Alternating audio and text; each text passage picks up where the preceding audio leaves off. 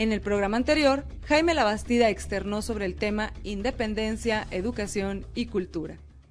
Hay que romper con los mitos a que nos ha acostumbrado la historia oficial desde mucho tiempo atrás y ver la independencia como realmente fue. Cuando Hidalgo se levanta en armas, busca tampoco la independencia. Él postula la igualdad entre criollos y peninsulares. Y debo hacer una aclaración. Tanto criollos como peninsulares son españoles. Los españoles no nos conquistaron. México no existía en la época en que llegó Cortés al territorio que hoy es nuestro país. Cortés lo que hizo fue dominar a un señorío, que era el señorío principal, el señorío mexica o tenochca. En 1820 hay una revolución en España, se restablece la Constitución de Cádiz, se obliga a Fernando VII a que la jure y a que esa Constitución rija por consecuencia también en las posesiones ultramarinas de España y por consecuencia en la Nueva España. Cuando llega esa orden, Iturbide y los reaccionarios no la aceptan. No quieren que rija en Nueva España la Constitución de Cádiz. Y entonces dan un golpe de Estado para impedir la vigencia de la Constitución gaditana, que era una constitución liberal en donde establecía restricciones a la monarquía absoluta. Y así es como nace, por desgracia, nuestro país, con un golpe de Estado contrarrevolucionario, en donde se dice en los tratados de Córdoba, firmados por el último virrey, que era un virrey liberal, Juan O'Donojú, e Iturbide, se dice que se desatan sin romper los lazos que unen a la vieja y a la Nueva España. ¿Por qué se desatan sin romper? Pues porque lo primero que se hace es plantear que se va a reconocer a Fernando VII como monarca, si no a él, a su hermano, y si no a cualquier otra persona de una casa reinante en Europa. ¿Qué clase de independencia fue esa? Fue una independencia torpemente llevada a cabo. Se trató, pues, de hacer una nación homogénea. Todavía a fines del siglo XIX y principios del XX, un gran educador, don Justo Sierra, dijo que había que acabar, y pronto, con las lenguas indígenas, porque las lenguas indígenas eran el principal obstáculo para el desarrollo y el progreso de nuestra nación. Hay mapas establecidos por el INALI que muestran que en prácticamente todos los municipios del país hay hablantes de alguna lengua amerindia. Casi en todos los municipios del país. La Constitución reconoce ahora a esas lenguas, a las lenguas amerindias, como lenguas nacionales. Lo cual es un paso importantísimo. En vez de establecer, como en el siglo XIX, la posibilidad de acabar con las lenguas indígenas, ahora les damos el Estatuto de Lenguas Nacionales. Me parece que debiéramos establecer que México, la verdadera lengua nacional del país, la verdadera lengua de la nación es el español. La verdadera lengua oficial del país, que no está reconocida en ninguna ley, es el español. Me parece que todavía estamos inmersos en un falso dilema decimonónico, como si quisiéramos independizarnos todavía del imperio español, que ya no existe. El verdadero imperio es Estados Unidos, no España. Y en cambio, decimos hay que enseñar inglés. ¿Por qué? Porque es la lengua del comercio, la lengua de los negocios, la lengua, digamos, de la diplomacia en la actualidad, ¿no? La lengua incluso de la ciencia. Pero, ¿por qué no se reconoce al español en México en la categoría de lengua oficial? Porque es políticamente incorrecto. Pero hay que, no tengan miedo de estar en contra de lo políticamente incorrecto. Hay que decir las cosas como deben ser, aunque a la gente no le satisfaga.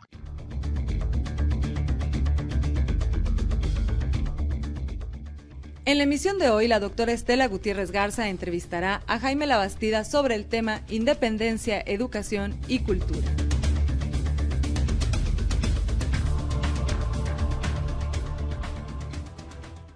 Y toda esta diversidad de las lenguas que existen en nuestro país, que reflejan también diversidad cultural, ¿desde dónde se construye entonces el significado de la identidad nacional? Mira, Estela, déjame hacer un poquito de historia. El principio de identidad es un principio establecido primero en la filosofía. Se originó en Grecia y el primero que lo postuló fue Parménides de Elea. Y después lo sistematizó Aristóteles y finalmente lo recogió la lógica y fundamentalmente la escolástica. ¿Qué establece el principio de identidad? Que todo evento del universo, todo objeto es idéntico a sí mismo. Cuando se establece la identidad de un objeto consigo mismo, esto se expresa en una forma lógica que es la proposición A igual A. Significaría por consecuencia que hacia el interior de ese objeto todo es homogéneo, por una parte. Por otra parte, significaría que el cuanto es idéntico a sí mismo no se modifica, porque si el objeto es idéntico a sí mismo, permanece idéntico a sí mismo. Lo dijo Parménides de Elea con estas palabras: el ser es, el no ser no es. Después, me parece, creo yo, que en México se empezó a usar en los años 80, no, desde antes quizás, desde los años 70, por los políticos y particularmente por el presidente Echeverría. Pero esto es otro deslate. ¿Cómo hablar de identidad nacional, de homogeneidad en un país tan diverso, como usted lo acaba de señalar, como es México? Hacia el interior es la diversidad pura. Tendríamos que hablar en todo caso de la unidad de lo diverso. Y en efecto, lo que hace un concepto general es hacer caso omiso de las diferencias particulares para poner el acento en lo que es común. También eso que es común existe en la realidad, no es una invención, no es una cuestión convencional. Nosotros decimos animales mamíferos y a pesar de las diferencias entre ellos, entre el elefante, la ballena o el ser humano, de todas maneras usamos de leche y hay glándulas mamarias. Por consecuencia hay una realidad que existe objetivamente que nos establece la comunidad a pesar de la diversidad.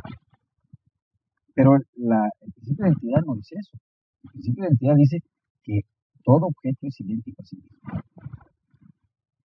A mí me llama profundamente la atención el que ahora se nos quiera hacer creer que el principio de identidad es un principio revolucionario, cuando es un principio que sostiene la escolástica.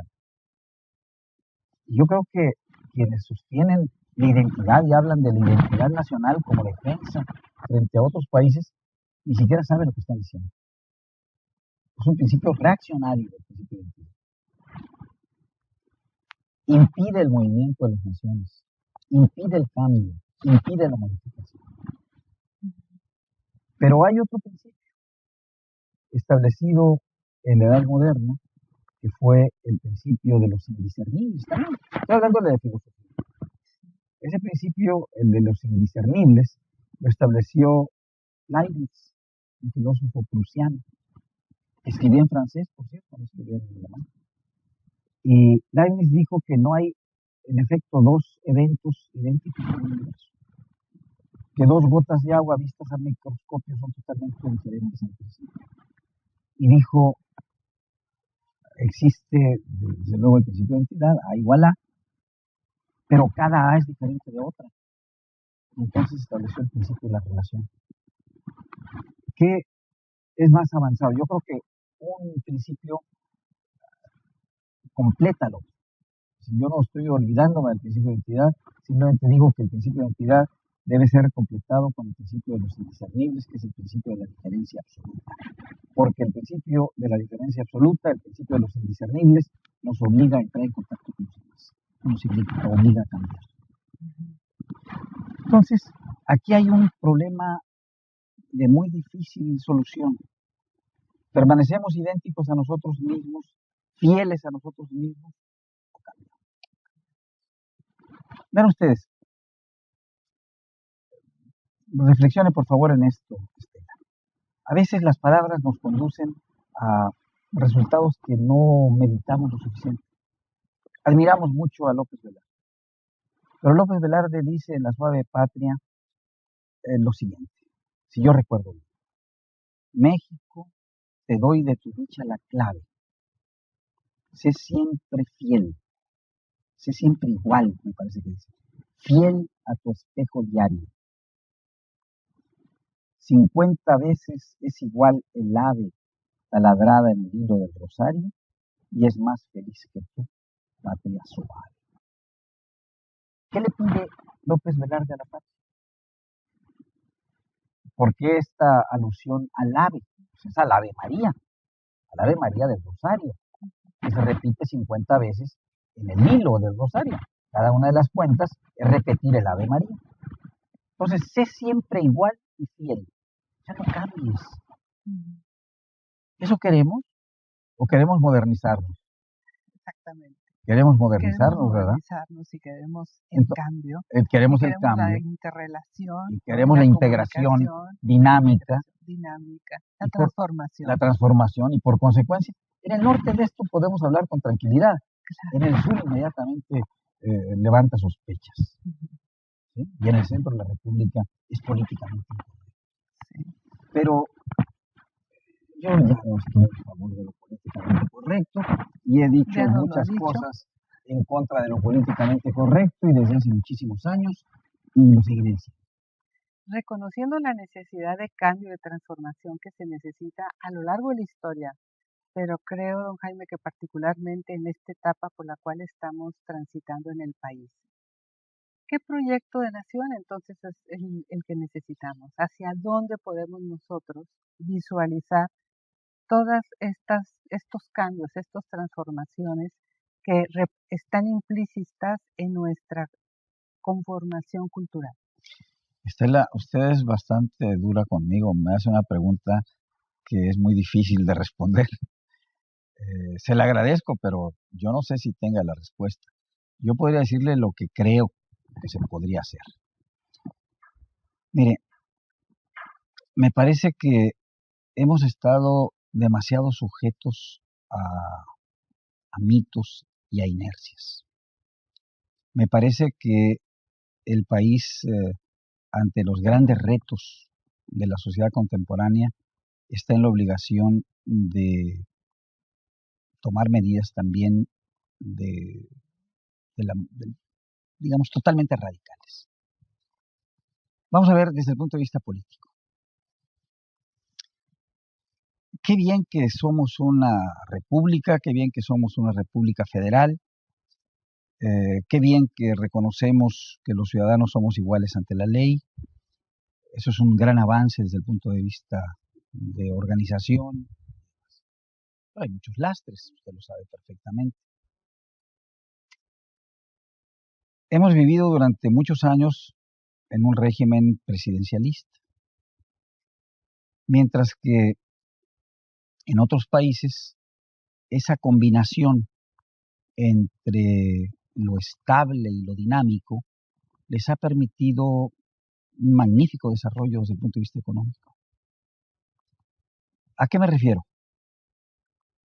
Imitamos el modelo de la democracia norteamericana. El régimen norteamericano es un régimen presidencial. El presidente en México tiene muchos atributos. Es el jefe de gobierno, es el jefe del Estado, es el jefe nato de las Fuerzas Armadas, es el jefe de su partido. Calderón no ha dejado de serlo, ¿eh? Ha actuado exactamente igual como los presidentes del PRI. Incluso atropellando muchas formas de la convivencia política. ¿Qué sugeriría yo? Lo he planteado hace muchos años, nadie me hace caso, me consideran un apóstata, un hereje, pero bueno, lo repetiré. Yo creo que debemos crear una república parlamentaria, en donde se separe por completo la función del jefe de Estado y del jefe de gobierno. Que toda la baja querella política, que es mucha, quede en el nivel del Parlamento y que se peleen entre sí, como en los regímenes europeos, los diputados. Pero que exista un jefe de Estado y que el jefe de Estado tenga un carácter mucho más permanente. ¿Qué permitiría esto? Creo yo que permitiría establecer programas económicos de largo plazo, programas de inversión de largo plazo, programas educativos de largo plazo, y le daría al mismo tiempo la estabilidad que un país necesita y el dinamismo que también el país necesita. ¿Qué otra cosa propondría yo? Bueno, me parece un absurdo que tengamos una Cámara de Diputados integrada por 500 representantes. Yo lo reduciría a 250. Incluso plantearía la reelección de los diputados para que tuvieran un carácter profesional, porque se improvisan cada 3 años y cuando apenas empiezan a adquirir cierto conocimiento del oficio, luego son desplazados. Lo mismo en el caso de los senadores. Plantearía la reelección de los senadores para que se convirtieran en legisladores de carácter profesional. Reduciría también el número de senadores a la mitad de los que actualmente existen. Luego, me parece también un absurdo la tasa mercenaria que se establece por el voto y que le da a cada partido una cantidad enorme de dinero del erario público. Yo reduciría esto a su mínima expresión para que los partidos generaran sus recursos de la manera que mejor les conviniera. Se ha argumentado siempre que se hizo esto para evitar que hubiera interferencias de grupos extraños a la política y ahora vemos que los narcotraficantes de todas maneras están dentro de la política. O sea que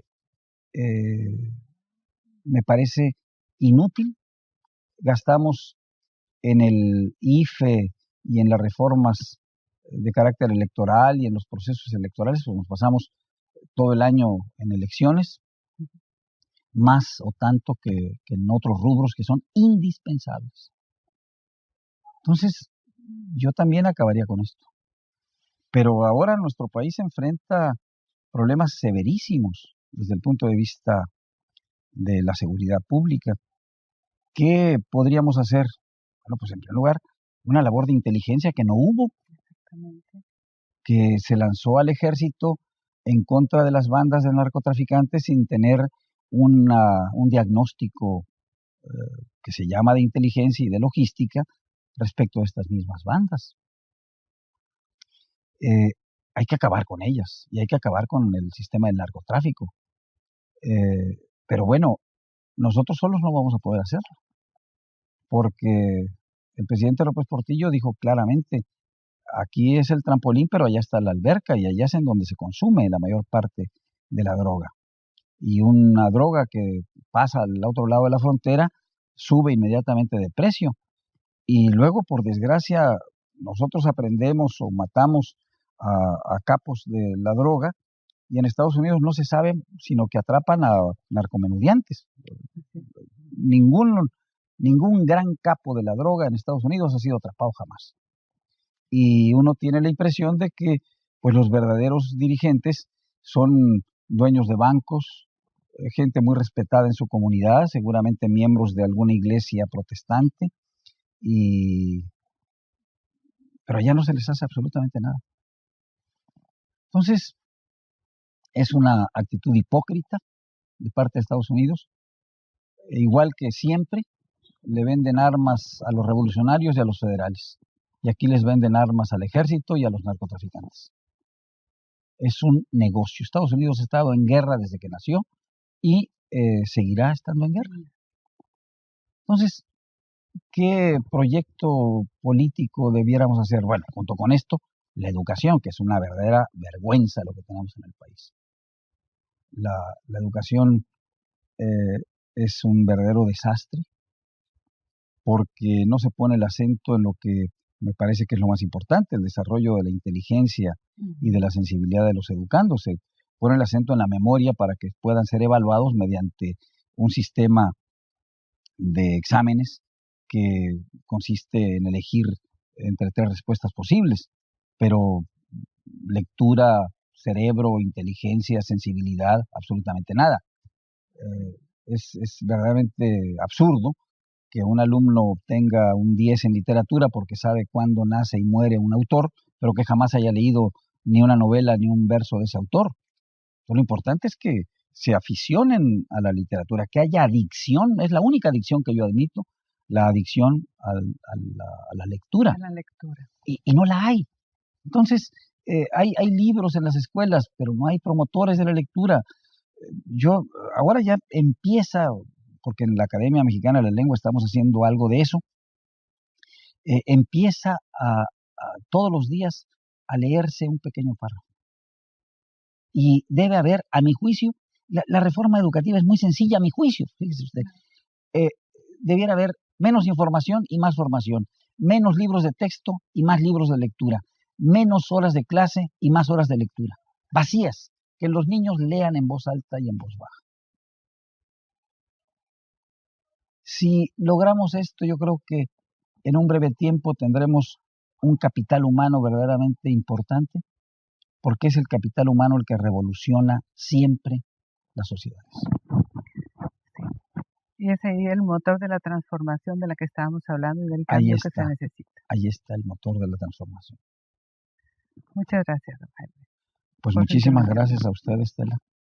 Muchísimas gracias a usted, a la Universidad Autónoma de Nuevo León. Y me da un enorme gusto estar aquí, en Monterrey y en la universidad. Así es. Gracias. A ustedes. Acompáñenos la próxima emisión a ver la entrevista con Julia Carabias sobre el tema El estado actual y perspectivas de la agenda ambiental en México.